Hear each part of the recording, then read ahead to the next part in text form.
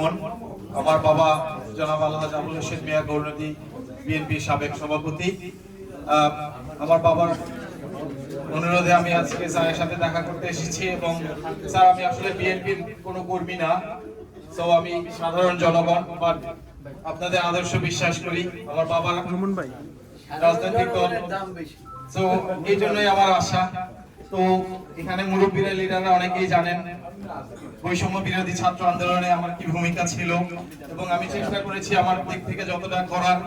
তো দক্ষিণবঙ্গের অনেক ছাত্ররা মোটামুটি আমার তত্ত্বাবধানে কাজ করেছে এবং এখনো করে যাচ্ছে। তো আমার কাছে একটাই দাবি আপনাদের কাছে, যারা বিএনপির লিডার, যারা দেশ চালাবেন ইনশাআল্লাহ ভবিষ্যতে, যে আমরা যেন সুস্থ, সুন্দর এবং যে কোনো ধরনের বৈষম্য বিরোধী একটা দেশ পাই, যেখানে থাকবে না কোনো রকম কোনো ডিসক্রিমিনেশন। এক্সাক্ট বাংলা ওয়ার্ডটা মাথায় আসছে না এই মুহূর্তে, বাট বেশি আবেগের কারণে যেটা হয় সেটাই হচ্ছে এখানে। সেটা হচ্ছে যে আমাদের দিক থেকে যদি কোনো কিছু করণীয় থাকে আমরা সব সময় করব। ইনফ্যাক্ট আমি এখানে অ্যাসিস্ট পুলিশের অ্যাডভাইজারি বোর্ডের চেয়ারম্যান।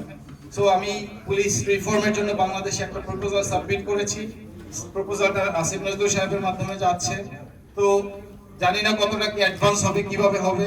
আমাদের এখানে যেরকম নিরপেক্ষ একটা কমিটি থাকে যারা পুলিশের ওয়ার্ক মনিটরিং করে, আমাদের প্রপোজালের মধ্যে আছে যেটা বাংলাদেশের এরকম একটা কমিটি করা হোক, যেটা আইনের বাইরে, যারা রাজনৈতিক দল তাদের বাইরে।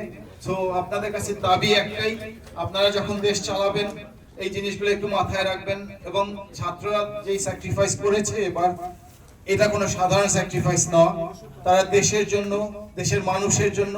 কারণ আমরা যেই ধরনের টিরানি ফেস করেছি বিগত গভর্নমেন্টের কাছ থেকে, তাদের কাছ থেকে যে আমাদেরকে রক্ষা করেছে এবং আমাদের দেশ আমাদেরকে ফিরিয়ে দিয়েছে। তো আপনাদের দায়িত্ব এখন দেশ পরিচালনা করা। আল্লাহ আপনাদেরকে সহায় করুক এবং আপনাদের সবার দীর্ঘ আয়ু কামনা করছি। আসসালামু আলাইকুম ওয়া রাহমাতুল্লাহি ওয়া বারাকাতুহু।